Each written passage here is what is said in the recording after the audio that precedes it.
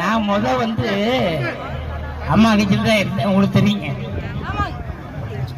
நான் சேவல் சின்னத்தில் பேசும்போது இந்த ஓபிஎஸ்சி இபிஎஸ்சி யாரும் கிடையாது, நான் தான் பேசினேன். 89 வந்து சேர்றாங்க.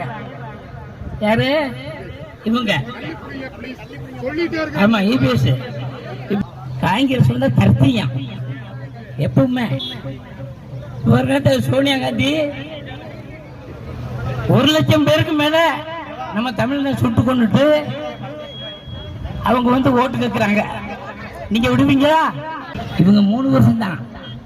அப்ப எத்தனை கோடி சாப்பிட்டு இருப்பாரு, எத்தனை லட்சம் கோடி சாப்பிட்டு இருப்பாரு.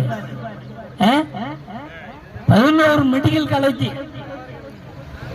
எங்க தலைவர் அண்ணாமலை தான் கூட போனார். எங்க தலைவர் அண்ணாமலை தான் கூட போய் எடப்பாடிக்கு என்னென்ன ஹெல்ப் பண்ணுமோ அதெல்லாம் ஹெல்ப் பண்ணார்.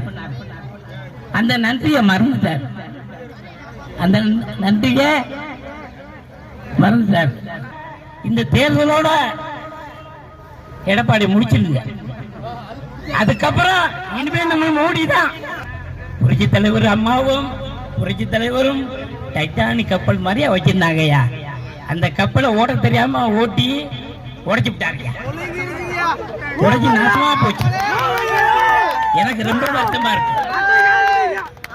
இப்படி பெரிய தாய்மார்கள் நல்லா சிந்திச்சு பார்க்கணும். நாளைக்கு வந்து யாராவது என்னன்னா சொல்லுவாங்க, காதல நெய் ஊத்துறோம், தேனா வந்து இந்த பக்கம் பாயி அப்படிம்பாங்க. அதெல்லாம் கேட்டுறாதீங்க.